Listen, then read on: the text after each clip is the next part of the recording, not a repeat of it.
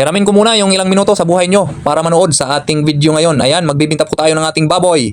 Unang baboy, 82 kilos. Pangalawang baboy, ayan, 83 kilos. Pangatlong baboy, 84 kilos. Eskalira mga buddy. Pang-apat na baboy, 85 kilos. And of course, yung huli, 84 kilos. Ayan. So yan mga katitik, natimbang na yung lima nating baboy. 82, 83, 84, 85 at saka yung panglima 84. So ayan, eskalera yung timbang. Malaki pa yung linaki simula nung kinuna namin. Nung simula ng kinuha, mga 7 days pa yon. At least ngayon pasa na sa 80 kilos na timbang. 80 kilos up yung naging timbang nila, ibig sabihin pasado sila sa eksaminasyon na ibinigay ni Romar. Yan.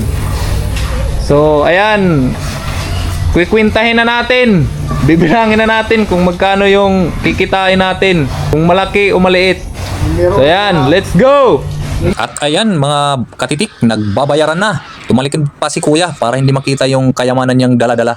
Anyway, ayan, magbabayaran na po yan. Magkano kaya yung kikitain sa limang baboy sa bintahan na nagkakahalaga ng 180 per kilo.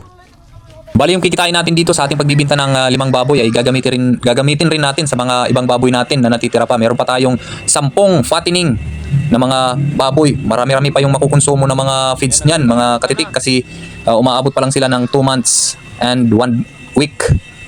Before natin i-dispose is 3 months. So meron pa tayong 3 linggo na pagbibigay ng feed sa kanila. Kaya malaki-laki pang budget yung magagamit natin dyan. Pero anyway, kahit papano, meron naman tayong konting kinikita sa pagbababoyan. Kaya tiis-tiis lang, laban lang. Yan lang talaga yung buhay. Hindi man malaki yung kikitain, pero kung consistent or sunod-sunod, kahit papano nakakaalalay din sa ating mga pangangailangan. So ayan, mga katitik, nagkakaabutan na ng ating bayad.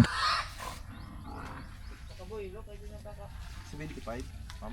Oo, 75,240. So ayan mga katitik, lahat ng kinita ng limang baboy ay 75,240. Bali yan yung timbang 82, 83, 84, 85 eskalera.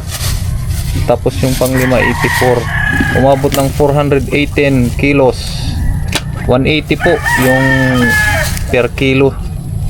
So ayan, meron tayong 75,240.